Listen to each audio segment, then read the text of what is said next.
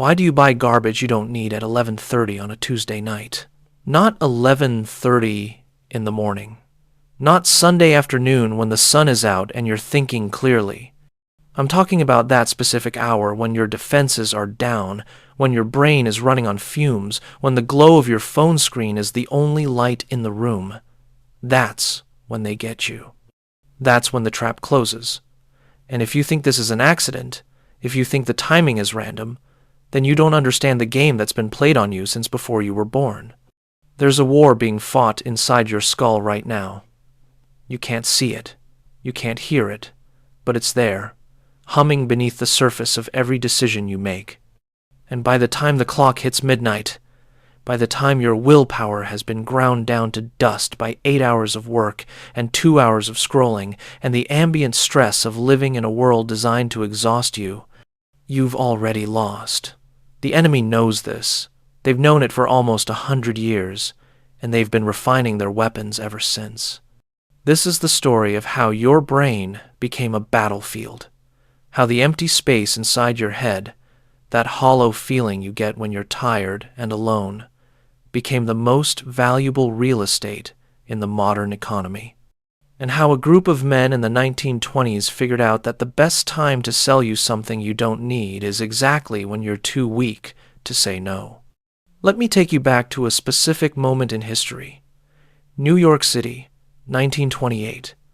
A man named Edward Bernays, nephew of Sigmund Freud, sits in an office on Madison Avenue. He's not a salesman. He's something new, something the world hasn't seen before. He calls himself a public relations counselor, but that's just polite language for what he really is. He's an architect of desire, a manipulator of the unconscious mind, and he's about to change everything. Bernays understood something that most people in his era didn't. He understood that human beings are not rational creatures. We don't make decisions based on logic or need. We make them based on feelings we can't articulate, fears we won't admit, and desires we've been taught to have.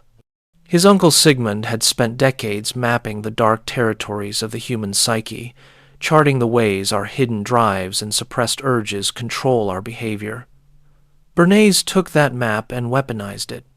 He turned psychology into a tool for selling things, and not just products, ideas, lifestyles, entire ways of being. Here's what he did. The American Tobacco Company came to him with a problem. Women didn't smoke cigarettes in public. It was considered vulgar, improper, a violation of social norms. This was cutting their potential market in half. So Bernays didn't run ads saying cigarettes taste good. He didn't talk about flavor or quality. Instead, he hired a group of young women to march in the New York City Easter parade while smoking cigarettes. He called them torches of freedom. He tipped off the press in advance, framed it as a feminist act, a rebellion against patriarchal constraints, and overnight, smoking became associated with women's liberation, with independence, with power. He didn't sell cigarettes. He sold identity. He sold the feeling of being someone else, someone braver, someone free. That was 1929, the same year the stock market collapsed and the world fell into the Great Depression. But here's the thing about economic collapse. Here's the dark secret that nobody talks about. The Depression didn't slow down the development of consumer manipulation. It accelerated it. Because when people are desperate, when they're scared and uncertain and struggling to hold on to their sense of self in a world that's falling apart, they become more vulnerable, more suggestible, more willing to believe that buying something, anything, will make them feel whole again. The 1930s were a laboratory for what we live with today. This was when radio became ubiquitous, when advertising became a science, when corporations realized they could bypass your rational mind entirely and speak directly to your emotions. The soap operas weren't called that as a joke. They were literally created by soap companies to sell cleaning products to housewives listening during the day. The format, the emotional manipulation, the cliffhangers designed to keep you coming back, it was all engineered to create a receptive state of mind. A state where you'd associate the warm feelings from the story with the product being sold between segments. And it worked. It worked so well that by the time World War II ended and America entered its golden age of prosperity, the infrastructure was already in place. The techniques had been perfected. All that was left was to scale them up, to apply them everywhere, to turn the entire culture into one giant mechanism for generating desire and extracting money. Enter the 1950s. Post-war boom. Suburbs spreading across the landscape like a rash. Television in every living room. And a man named Victor Lebo writing in the Journal of Retailing, saying the quiet part out loud, "Our enormously productive economy demands that we make consumption our way of life," he wrote. That we convert the buying and use of goods into rituals.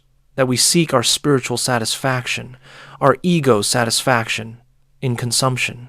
We need things consumed, burned up, replaced and discarded at an ever-accelerating rate. Read that again. Spiritual satisfaction, ego satisfaction. This wasn't about meeting needs. This was about filling a void that could never be filled. About creating a hunger that would never be satisfied, because a satisfied customer is a useless customer. A person who has enough is a person who stops buying, and the system cannot allow that.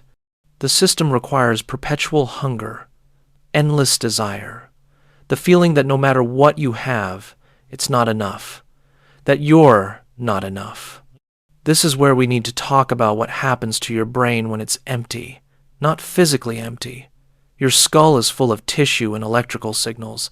I'm talking about that other kind of empty, the spiritual empty, the late night empty, the kind where you've given everything you have to your job, your responsibilities, the basic maintenance of staying alive in an expensive world, and there's nothing left. No energy, no willpower, no capacity to resist. Scientists have a term for this. They call it ego depletion.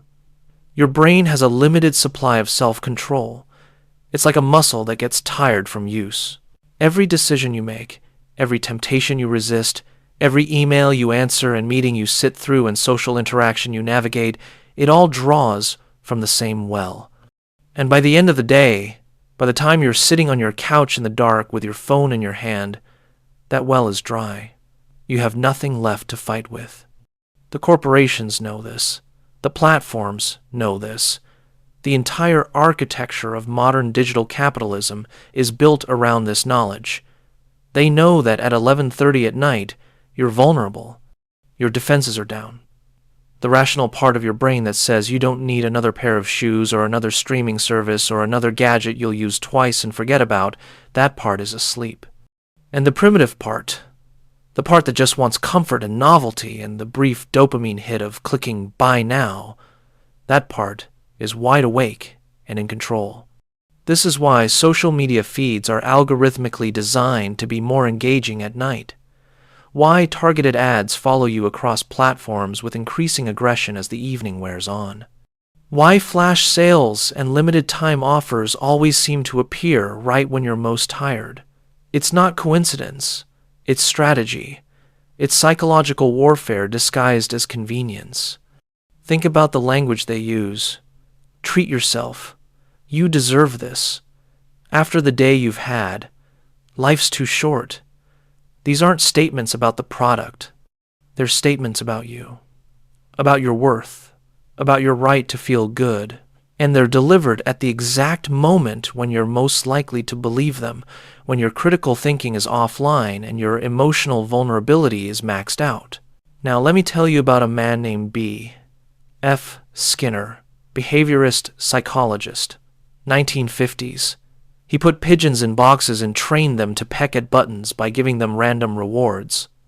Sometimes they got food, sometimes they didn't, but the randomness made them peck more, not less. They became obsessed. They'd peck thousands of times for a single pellet. Skinner called it a variable ratio reinforcement schedule. Las Vegas calls it a slot machine. Silicon Valley calls it your phone. Every time you scroll, you're pecking the button. Every time you refresh, Every time you check for notifications, every time you open an app hoping for something new and interesting, you're the pigeon in the box. And the box knows exactly how to keep you pecking. It knows that random rewards are more addictive than consistent ones. It knows that the possibility of finding something good is more powerful than actually finding it. It knows how to keep you hungry. And when you're hungry, when you're depleted and desperate for any tiny hit of satisfaction, that's when they show you the ad. That's when the product appears. That's when the voice in your head, which isn't really your voice at all, but the voice of 100 years of refined psychological manipulation, tells you that buying this thing will make you feel better, that this purchase is the solution to the emptiness, that consumption is the same thing as fulfillment. It's not. It never is. You know this already. You've known it every single time you've bought something late at night and felt that brief spark of excitement followed by the immediate hollow feeling. The buyer's remorse that sets in before the transaction is even complete. The knowledge that you've been had again. That you fell for the same trick you've fallen for 1,000 times before. But knowing doesn't help. Because this isn't about knowledge. This is about the systematic exploitation of your biology. Your brain is running software that was written 50,000 years ago, designed for a world of scarcity where every opportunity had to be seized immediately or lost forever. Where seeing something desirable meant acting on it right now because there might not be a later. That software is still running, and modern capitalism has learned to hack it with surgical precision. The online shopping cart is a perfect example. It's designed to reduce friction, to make buying as easy as breathing. One click, that's all it takes. No time to think, no moment to reconsider. No barrier between impulse and action. They've removed every possible obstacle between your depleted nighttime brain and their profit margin. And they've done it so smoothly that you don't even notice it's happening. Amazon has entire teams dedicated to studying how to shave milliseconds off the purchase process, how to reduce the number of clicks, how to make the path from wanting to having as short as possible. Because they know that every additional step, every extra second of friction gives your brain a chance to wake up and say, wait, do I actually need this? And they cannot allow that. The system depends on you not thinking, on you acting on pure impulse, on you being too tired to resist. This brings us to the dark heart of the whole operation. The thing they don't want you to understand. You're not buying products. You're buying the feeling of being someone who owns those products. You're buying an identity, a story about yourself.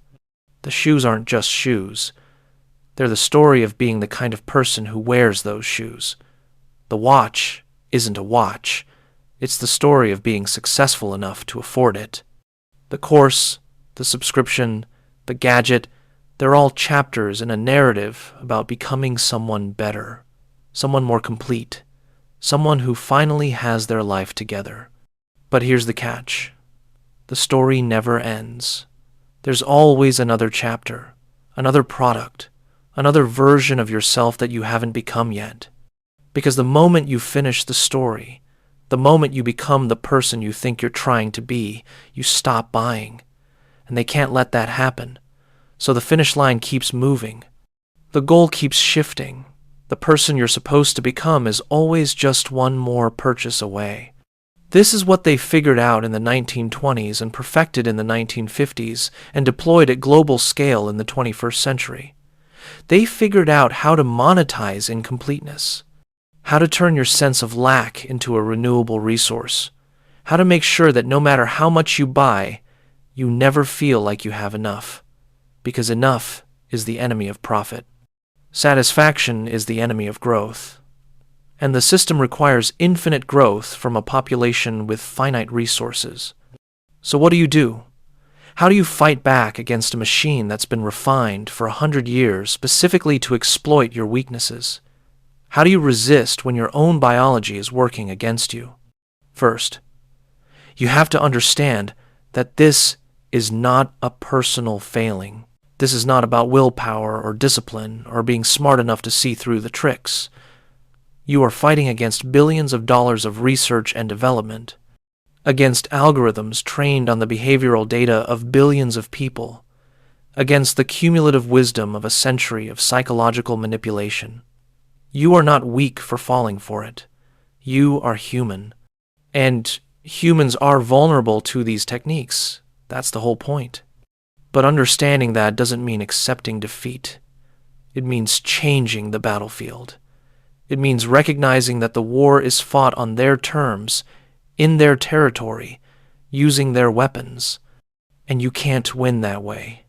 You have to refuse to fight. You have to build a life where the traps don't work anymore, where the hooks have nothing to grab onto. Here's what that looks like. You have to get off the battlefield. You have to remove yourself from the environments where you're most vulnerable. This means practical things. It means deleting shopping apps from your phone. It means blocking ads. It means not scrolling at night when your brain is empty and your defenses are down. It means creating friction between impulse and action, making it harder to buy, giving your rational brain time to wake up and intervene. But more than that, it means addressing the emptiness itself. Because the real problem isn't that you buy junk at night. The real problem is that you're empty at night. That you've given so much of yourself to a system that doesn't care about you that there's nothing left by the time you're alone. The shopping is just a symptom, a failed attempt to fill a void that can't be filled with products. So you have to ask yourself what you're really hungry for. What's the actual need beneath the manufactured desire? And the answer is usually some version of the same thing. Connection. Purpose. The feeling of being alive and present in your own life, instead of being a ghost sleepwalking through someone else's script. You can't buy that. It doesn't come from a store.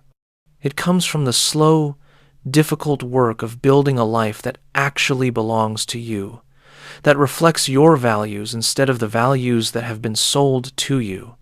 This is the radical act. Not buying different products, not making smarter purchases, but stepping outside the entire framework of using consumption to solve spiritual problems. Recognizing that you are not incomplete, that you are not broken, that you do not need to be fixed by purchasing things, that the hunger you feel is real, but it's been redirected toward products and purchases because that's profitable for someone else. The way out is to starve the machine, to stop feeding it your attention, your time, your money, your late-night vulnerability, to build a life where you go to bed satisfied instead of depleted, where you have something left at the end of the day instead of being wrung dry, where you're not trying to fill a void because you haven't created the void in the first place. This might mean working less. It might mean earning less money. It might mean restructuring your entire life around different priorities, and that's terrifying. Because we've been taught that success looks like more money, more stuff, more consumption. But that's the story they sold you.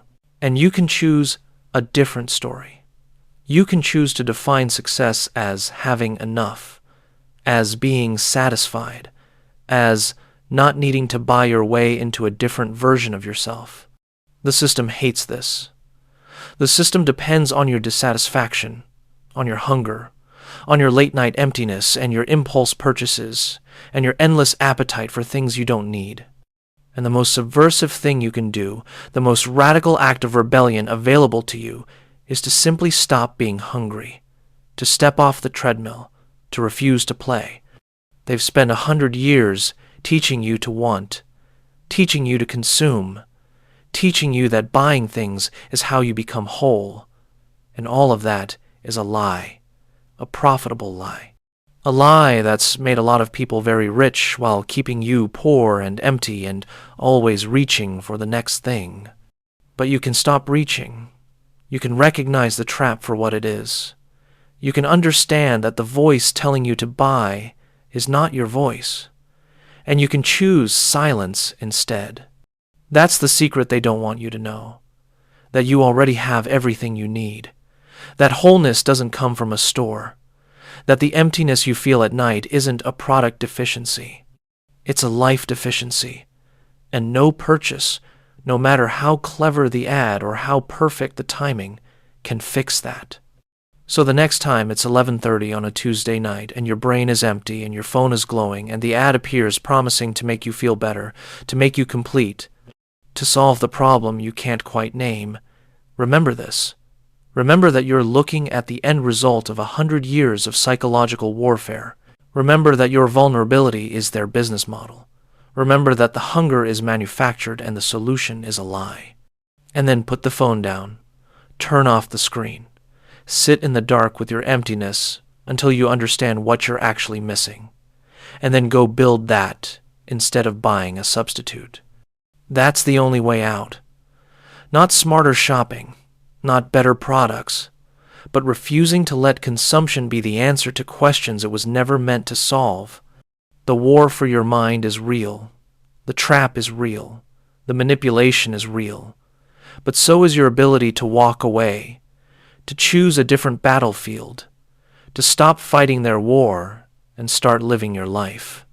They're counting on you to keep buying, to keep scrolling, to keep feeding the machine, to stay empty and hungry and reaching for the next thing.